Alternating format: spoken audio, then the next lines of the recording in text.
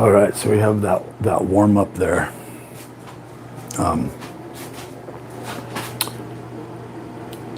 And now we can start in on some heavier curls because we have all the muscles involved that we need.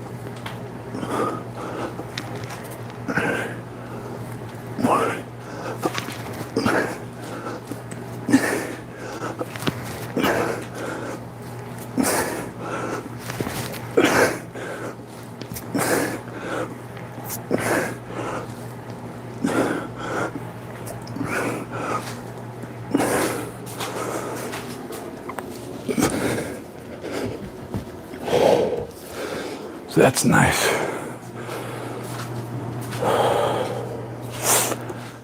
It's an assault, you know.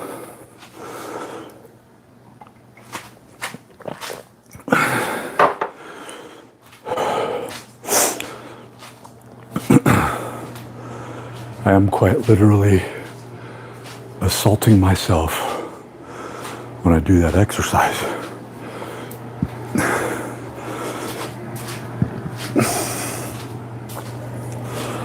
And then we slow the tempo. Active recovery.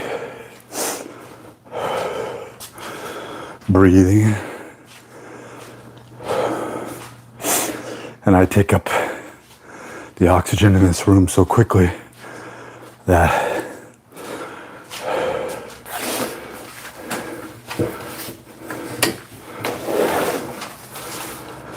the demand becomes too great.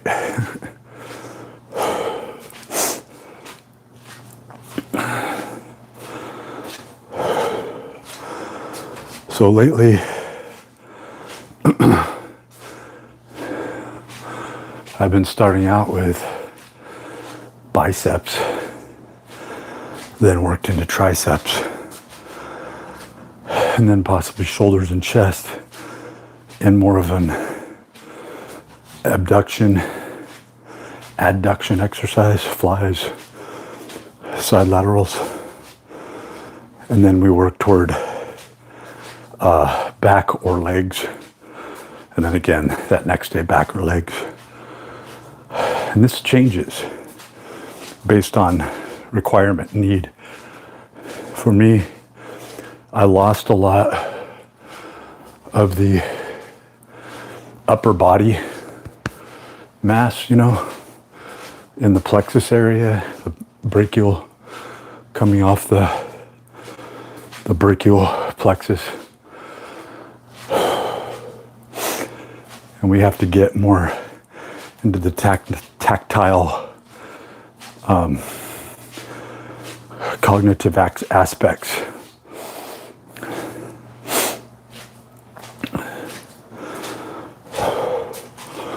So later, when all the motor neurons are firing and we have a good motor neuron recruitment,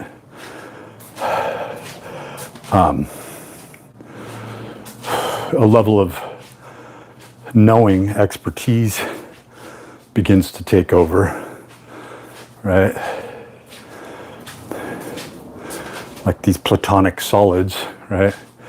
And we get into a state where we cognify the movement pattern based on our pronation angle, playing around just like I was there on the warm-up with the pronation angle, kind of going off of it, right? Going into it, and then firing through it. And your natural movement is your pronation angle when it's not deviated. So I'm starting to feel a recovery. Remember, it's not about time. The more intensely you work out, nobody can tell how intense you work out. That's why I used to wear a heart rate monitor when I would train, because only then was I able to go, okay, my heart rate's getting up to 210, 220. I must have worked out really hard. And then you can imagine once you start walking, how much fuel you're burning and how much your body is focusing in on zone type training, where you could jump in when you're theoretically between 140, 150 and work on anaerobic type exercise, or you could get a full recovery and get full recruitment of the muscle fibers. And yeah, the way you work out, it's not always going to be totally explosive. There has to be a bit of an aerobic slow twitch aspect to it, or else you're really not going to see. Like, I was watching Devin Larat from a few months back. They were comparing and postulating whether or not a chimpanzee could beat him in arm wrestling, right? And of course, they didn't have an actual match between them, even though they kind of advertised that they were. So it gets your curiosity up. So what we might do this time around is we want to play with the angle. I did nothing but heavy curls last time I worked out. I think I went up to 65s or even 75s. But you run the risk of injury and repetitive stress. So here, right?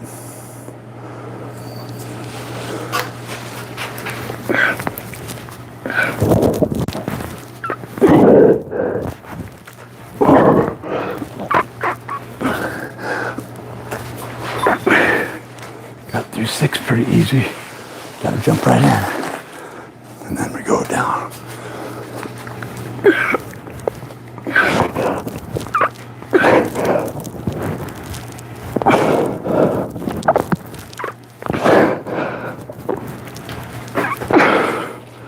Yeah, that was plenty. So we're assaulting the muscle from different areas. It's traumatic. It's a traumatic event. It's a violent event. Just like orgasm. You know? I wouldn't be surprised if men didn't die in history after an orgasm and slowly learned to suffer through it. Or the widow didn't, the black widow didn't get so lonely that she nursed him back into health. Because it seems like after your first kid, really your first orgasm, everything goes downhill from there. But going back to my initial prior thought here, is that everything comes down to a violent measure. But in the recovery and total absence of violence, that is the ability to release yourself from the violence, another set is deemed a potential. And the more you go in with ever more violence, i.e., really, you are learning to assault with greater violence. As you train and you get fitter, you're able to actionably self-administer violence. That's why it feels so foreign. That's why it feels so antithetical. You're assaulting violently, ballistically from a specific angle. And that's why walking is crucial. That's just low level, non-assaultive, and the majority of your time should be spent not only just walking, but stretching and recovering. So those heavy biceps are hitting my back, hitting my traps, recruiting muscles in the shoulder complex. My chest hurts, right? And to some extent, when you're doing those heavy, heavy curls, right, which I pre-exhausted with those 30s during my warm-up prior live stream.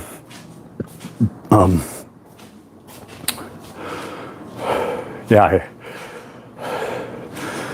don't really count the reps, and I'm kind of looking for an overall fatigue in the brachial area with the pronators, with the cognition and the grip, right? And the hammer curls. And then we're kind of backing off the short head and even the long head of the bicep. If anything, getting more of a warm up in that first initial set with the bicep. So now I would assume that my heart rate is down from about 210, judging by my past, down to about, I'd say I'm down to about 130, even after all that time. See, the walking, the talking, the moving isn't just like sitting. It's giving the stress, the lipid release, right? It's making sure that the lipid release circulates through my system and doesn't rest around my heart, and just increases arterial plaque buildup, right? So my body's starting to go, okay, maybe start thinking about jumping back in for another set. I'm already thinking, I go by my feeling, right? I'm already thinking that I want to do another set of curls. The number of sets is important, but it's not as important as you might think. Like, you could effectively, honestly grow probably better off doing less total volume when you're going intensity, right? But then you're missing out on the quality, in my opinion. All those little muscles that are involved by doing maximal stress movements. All right, so let's try this. And now I want the violence. Like, I want, from a glandular neurohormone perspective, my body wants to go through that undulation. And that's youth. That's the truth of youth. So we're gonna set those there for a moment. Make sure we're not setting it on anything we're gonna break. Believe it or not, walk a tad bit more, stretch, prepare. Now I'm in the mode to do the exercise. The reason I came back in the other room is because I could feel my grip, the pain. My body is processing. It's going, put on some socks over your hands so you don't use that pain in your hand as an excuse, right? Because it takes a while for your veins, like, I'll bruise, and I'll even see the bruising, where you're actually breaking blood vessels in that area. And it can take you out of training for a while too. Sometimes when you're really pushing it. So I just use this technique where I just fold it a couple times like that, right? Brand new socks, nothing dirty, but if all I had was dirty socks, I'd use them, right? Right in that area. These act more as wraps, right? So that's kind of how I got that going, right? Right. So we're going to grab those 55s.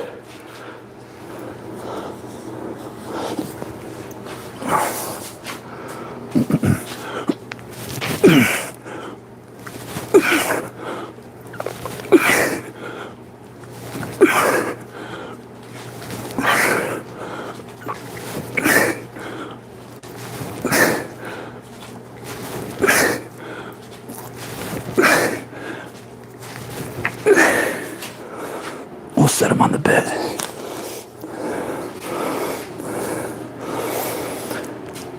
So I was about to go into a set of 30s drop set. Then I'm like, I want to do more power movements like that.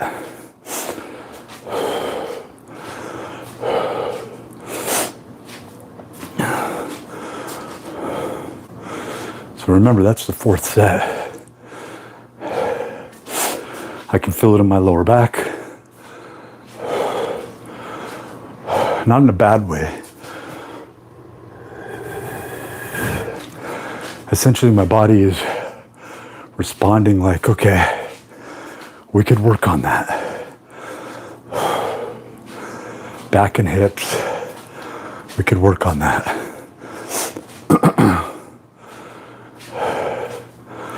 So you see how it became more direct, the set, than my initial set with the 55s. More direct. Just focused on the movement and a specific movement pattern there.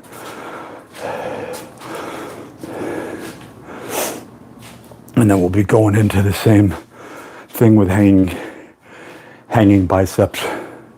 Now when you're going that intense, you don't need 3 sets per movement.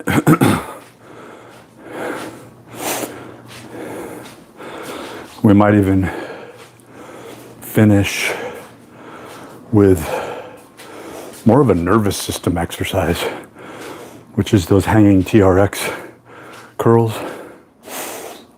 Like there's way too many muscles that can jump in to assist you, even when you're really fatigued, maybe especially. But it's kind of like Pilates, where you're reshaping and morphologically forming the area by allowing the nervous system to not, so you're not over saturating the muscle cells with blood in the movement, like what we just did, where it's just like the biceps or it's the kid in the middle of the arguing forearm and the moment arm, right? And the front deltoid, but really the attachment there, right? The bicep is forced into the violence and must react accordingly. But in that hanging supinated TRX curl, it's much more that you could do the exercise even if your biceps are completely gone, right? You can bend your knees, use more of every muscle. Like, it's crazy. Use more wrist. The angle becomes more of a tensioner, but it's like, that's nervous system. All right, so I can feel myself recover. And it's the nervous system that causes the growth. And you want to train from a variety of different perspectives and ways. You want that violent assault. You want a more mid to higher resistance, controllable deviations where you can go into hammer curls, pronator type curls, radial ulnar movement really, and going into, go back into like a cheat type curl, right? So it's almost like a barbell bench curl where you're just focusing on that particular angle. Pre-fatigue allows you to do that. right? Okay, going back in, I can feel it. This one's gonna be, throw on that vest. Or that, might as well be a vest. Throw on that backpack and hit it for another,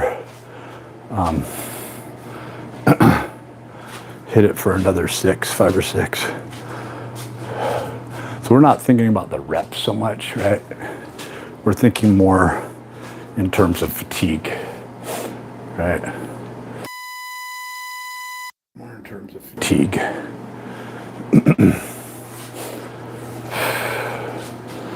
Just don't want that camera to come crashing down there.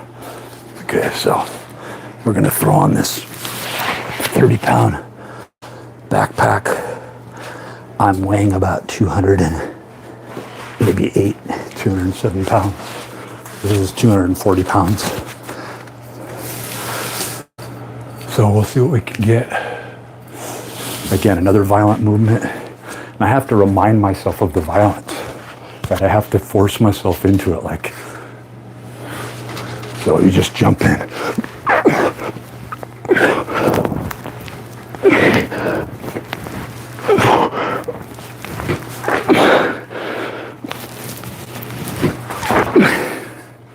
And I'm looking for a specific stimulus, like right at the end of the bicep there, right?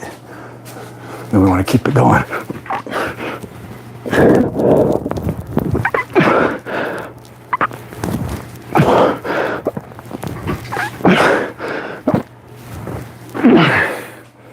Yeah, that's good. That's good. That was effective. That was very effective. So I would take you over here, but I'm walking, I'm recovering. So that's 2 heavy sets of curls. Began with a warm-up 1 set, pronators, hammers, and so forth. 2 heavy sets of hanging bodyweight curls mixed in, right? So that's 5 sets, and that alone would suffice, but I want to jump in and do some supinated TRX curls. So my heart rate probably is up above 210 to 220. Sometimes it's even gone higher. And this forces blood flow and also recovery when you're talking about the lactic acid cycle system, is that your body gets more accrued and expertly proficient at circulating and draining and increasing pressure in some areas while reducing pressure in others. Obviously, your body wants to stay alive, so that intra-abdominal pressure and the pressure that a lot of people my age suffer from when they take too much time off, you end up getting aneurysms, right? Strokes, things of that nature.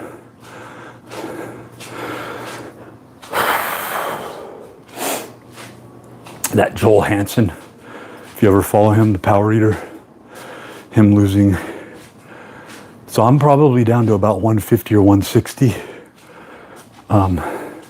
Having worn a heart rate monitor in the past for long periods of time and seeing what certain intensities brought me. Like, I think he was pushing it in the gym and may have gone to, I noticed that when he was showing himself doing those heavy rows, he was probably creating too much pressure in his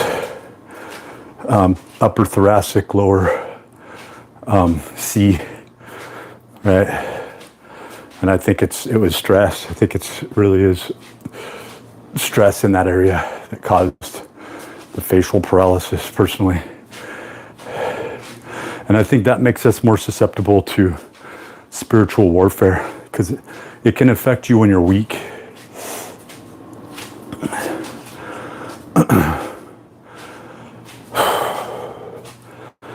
So that was like enough to stimulate growth. And you don't want to overtrain, especially when you're going more violent and more explosive. So what I might do is I might finish just as I'd started. I think I'm down to about 135. I was always pretty good at estimating where my recovering heart rate was for the most part.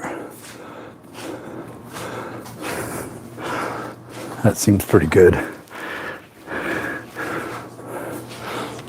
Okay, what do we want to do? We have to have a plan. I think I want to do a drop set.